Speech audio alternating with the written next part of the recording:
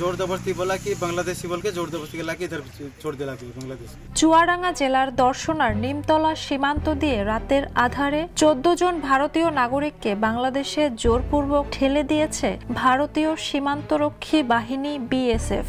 গত 25 ডিসেম্বর গভীর রাতে নদিয়া জেলার গেদে সীমান্তে কাঁটাতারের গেট খুলে তাদের বাংলাদেশের অভ্যন্তরে পুশ ইন করা হয়েছে বলে জানা গেছে। Aadhaar card, ration card, voter card, Indian police सब ले लिया है। পুশিন হওয়া ব্যক্তিরা সীমান্ত এলাকা থেকে প্রায় 4 কিলোমিটার হেঁটে আশ্রয়ের খোঁজে বিভিন্ন স্থানে ঘোরাফেরা করেন। তবে বাংলাদেশে কোনো পরিচিত ঠিকানা বা স্বজনদের সন্ধান দিতে না পারায় তারা কোথাও আশ্রয় পাননি। পরে 26 ডিসেম্বর রাতে তারা দর্শনা বাসস্ট্যান্ড এলাকায় এসে অস্থায়ীভাবে অবস্থান নেন এবং তাঁবু টানিয়ে রাত কাটান।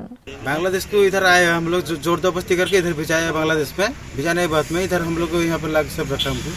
এই 14 জন একই পরিবারের সদস্য। তাদের মধ্যে 5 জন পুরুষ, 6 জন নারী ও 4 জন শিশু রয়েছে। তারা হিন্দি ভাষাভাষী হলেও নিজেদের ভারতের ওড়িশা রাজ্যের মুসলিম নাগরিক বলে দাবি করেছেন। তাদের অভিযোগ, ভারতীয় পুলিশ বাংলাদেশী সন্দেহে তাদের আটক করে আধার ও রেশন কার্ড কেড়ে নেয় এবং 1 মাস 5 দিন কারাবন্দী রাখে। পরে কলকাতায় এনে গেদে সীমান্ত দিয়ে বাংলাদেশে ঠেলে দেওয়া হয়।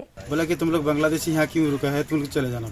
খবর পেয়ে স্থানীয়রা মানবিক সহায়তা নিয়ে এগিয়ে আসেন। পরে পুলিশ ও বিজিবি সদস্যরা তাদের উদ্ধার করে চুয়াডাঙ্গা সদর হাসপাতালে পাঠান। পুলিশ জানিয়েছে চিকিৎসা শেষে প্রশাসনের সঙ্গে পরামর্শ করে পরবর্তী ব্যবস্থা নেওয়া হবে। সচেতন মহল এই ঘটনাকে মানবাধিকার লঙ্ঘনের গুরুতর উদাহরণ হিসেবে দেখছেন।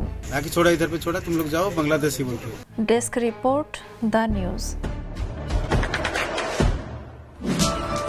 দেশে দেশে সবার সাথে দ্য নিউজ।